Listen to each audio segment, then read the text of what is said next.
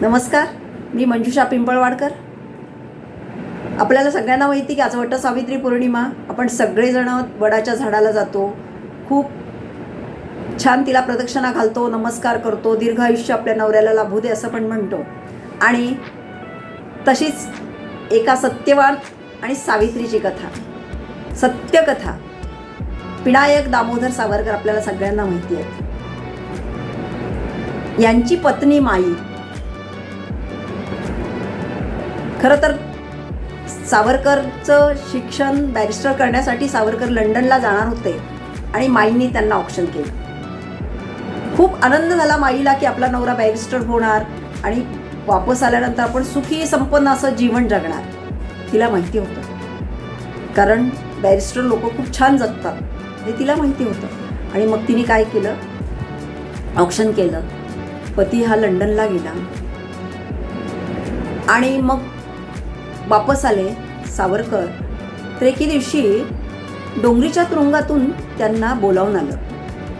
माई आणि नारायणराव दोघंजण भेटायला गेले सावरकरांना. कैद्याच्या पोशाखात ते बघत होते. साखळदंडाने जखडलेलं होतं सगळं शरीर, अंगावर कैद्याचा पोशाख खराब झालेला होता. माई भेटायला गेली. 50 वर्षाची काळ्या पाण्याची शिक्षा झाली हे त्यांना माहिती झालं. आणि असं माहिती झाल्यानंतर त्यांना वाटलं की माईला वाईट वाटलं की आपण बघणार कशात होतो, तुम्ही बॅरिस्टर होऊन येणार होते, तुम्हाला छान पोशाखात मला बघायचं होतं, ऑप्शन करायचं होतं, गुलाबाचा हार गळ्यात घालायचा होता, आणि काय ती बघत होती. 50 वर्षाची शिक्षा झाली म्हणे तुम्हाला, कुठे सेल्युलर जेलमध्ये,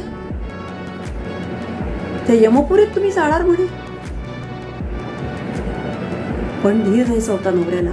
नवऱ्याला धीर देताना ही माई डोळ्यातले अश्रू डोळ्यातच तिने थबकवले. कंठ दाटून आलाय तोही दाखवला नाही.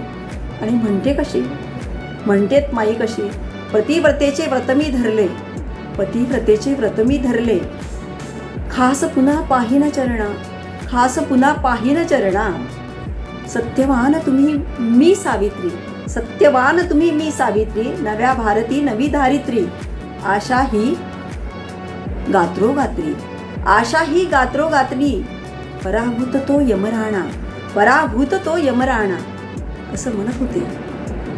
म्हणे ती यमपुरी आहे. हो, त्या यमपुरीत खूप छळवात होतो म्हणे.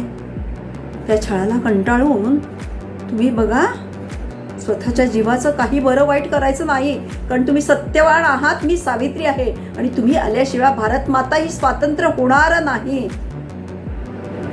असा धीर देत होती ही. आणि तसंच झालं. सावरकर सेल्युलर जेलमध्ये गेले.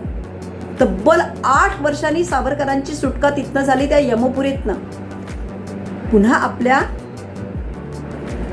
भारत मातेमध्ये परतले आणि इथेही त्यांना 5 वर्षाची तब्बल कारावासाची शिक्षा झाली. असे 8 आणि 5 13 वर्ष जवळजवळ सावरकर कारावासात होते. जशी 14 वर्षात रामप्रभूंनी वनवास भोगला, तसा माईंनी आणि सावरकरांनी वेगवेगळं राहून वनवास भोगला. पण 13 वर्षानंतर सावरकरांची सुटका झाली.